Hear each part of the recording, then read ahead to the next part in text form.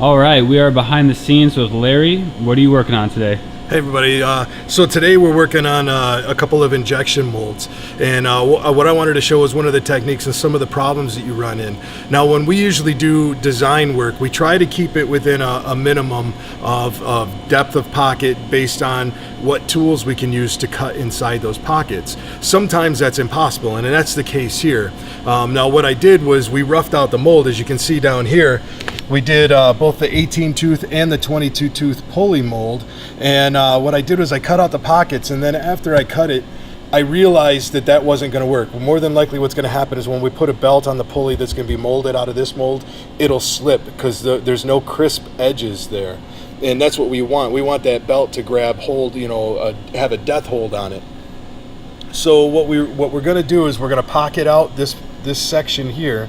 We're going to create teeth in here, and then we're going to put an insert that'll give us a nice crisp circle on the outside of those teeth. So then that way when we do the injection mold, we'll get a nice solid crisp edge, and that'll mean the belt more than likely won't slip. And the reason I'm basing that on is here's our original pulleys here.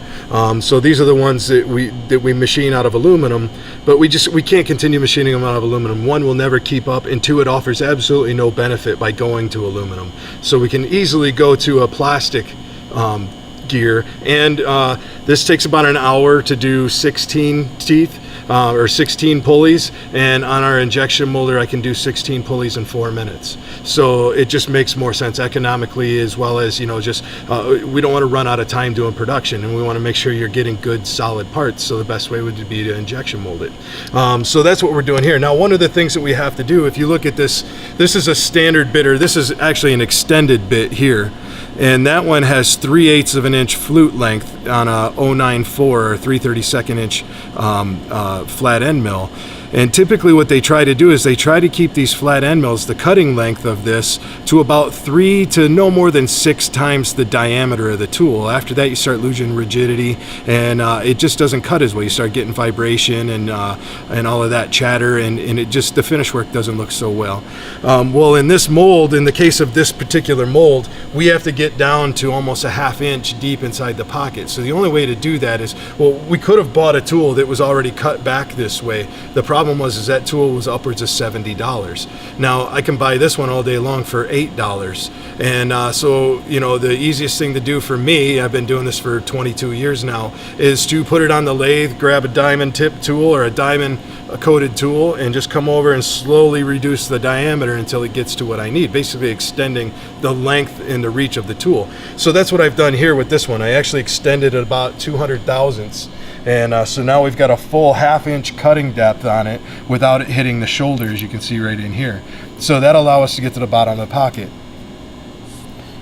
Now there's a couple of issues with that. The main issue is we've lost our rigidity of the tool. More than likely, if we were to take heavy cuts or solid cuts on it, we're either going to break the tool, and since I ground it, more than likely break the tool before the chatter, or we'll get chatter and breaking the tool. So now what we're going to do is, because we've extended it longer and we've lost that rigidity, I'm going to take really shallow passes. And to me, this is an injection mold. I'm not running production parts on this. I'm just trying to knock out the injection mold, get it done so that it makes perfect parts. So if it takes an hour to run this machine, it's fine, because now I'll be pumping out parts 4 every minute. That's the cycle time I've estimated on this mold here, is we'll get 4 pieces every minute. Every time that opens and closes, now we've got 4 pieces versus 16 pieces in an hour. So you can easily see the time that it reduces off of our mill, as well as the wear and tear on our mill, and again, there's no benefit to sticking with the aluminum gears. As a matter of fact, there's absolutely no benefit to it. So that's why we want to go to the plastic ones. So, and it allows us to mold them in different colors, different materials, all of that. So but I just wanted to kind of go over, because I thought it was kind of an important concept, and some of the things that we run into here, like these molds could have been done last week if I just left them this way, but I don't feel that you're going to get the best product out of it. So the way to go about that is to stop, redesign it the way that we've done here, and then cut it, put it together, and it takes a few extra days, but the way that that part will come off in the end will be so much better.